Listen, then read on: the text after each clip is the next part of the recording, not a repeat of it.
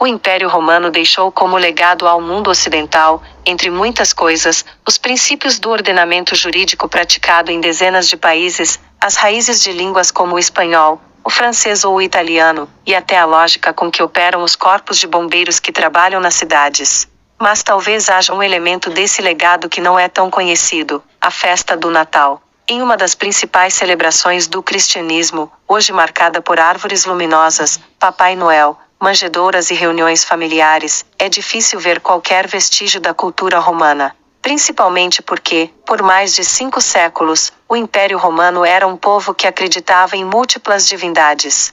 Mas qual é a ligação entre o Natal que conhecemos e a Roma antiga? A resposta a essa pergunta se refere a uma celebração romana em particular, a Saturnália, o rito com o qual o inverno era recebido no Império Romano. A escolha de 25 de dezembro como a data do nascimento de Jesus não tem nada a ver com a Bíblia. Ao contrário, foi uma escolha bastante consciente e explícita de usar o solstício de inverno para simbolizar o papel de Cristo como a luz do mundo, diz Jeremiah de McCulloch, professor de História da Igreja na Universidade de Oxford, no Reino Unido, a BBC News Mundo, o serviço de notícias em espanhol da BBC.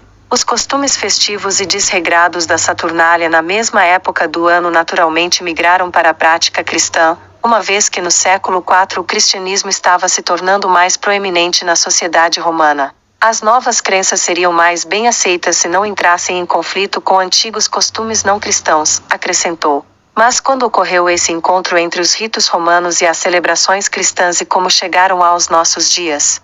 A Saturnália era um festival realizado pelos romanos antigos para celebrar o que chamavam de renascimento do ano, para marcar o solstício de inverno no calendário juliano, prevalente no Império Romano e na Europa durante séculos, que, curiosamente, era celebrado em 25 de dezembro. Porém, a festa começava 8 dias antes, em 17 de dezembro, quando as normas que ordinariamente regiam a sociedade eram invertidas. Os homens se vestiam de mulher e os senhores se vestiam de servos. Mas começaram então as semelhanças com o Natal que conhecemos nos dias de hoje. As casas eram decoradas com folhagens, velas eram acesas, presentes eram trocados. Essa celebração era realizada em homenagem ao deus Saturno, daí o nome, e sempre foi caracterizada pelo relaxamento da ordem social e pelo clima de carnaval, diz a historiadora Marguerite Johnson, da Universidade de Newcastle, na Austrália, em entrevista à BBC News Mundo.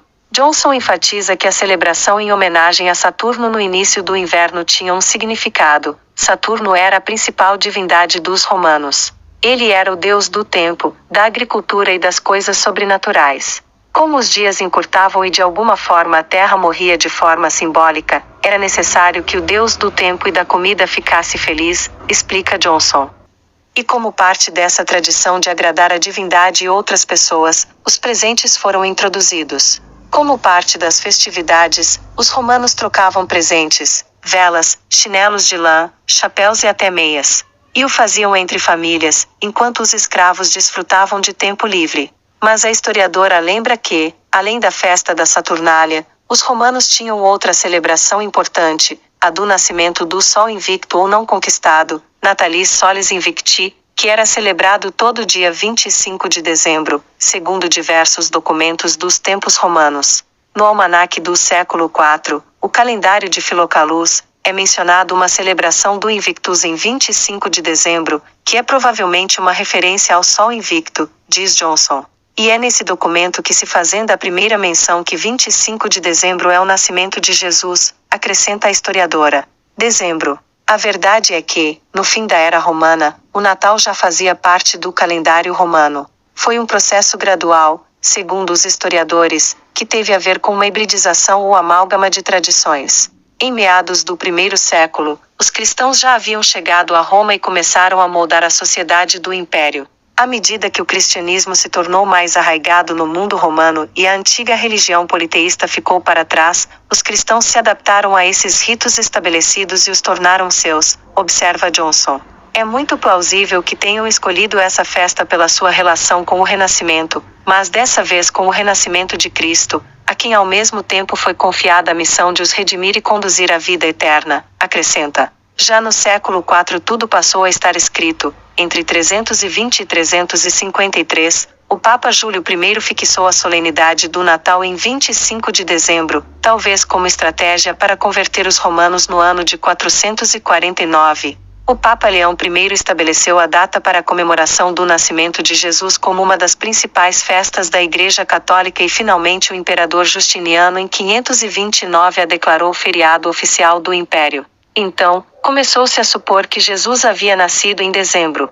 No entanto, o historiador italiano Polidoro Virgílio no século XV começou a notar as semelhanças entre vários ritos pagãos e a celebração do Natal. Polidoro Virgílio apontou a conexão entre a tradição predominantemente inglesa, The Lord of Misrule, que ocorria no dia de Natal, e o costume equivalente que ocorria durante a Saturnália. Ambos envolviam senhores e servos ou escravos trocando papéis por um dia, observa Johnson. Desde então, busca-se a data exata do nascimento de Jesus, que alguns historiadores situam em meados de março ou início de abril. Mas a influência é tão forte que continuamos a comemorar com presentes, festas e reuniões familiares no dia 25 de dezembro.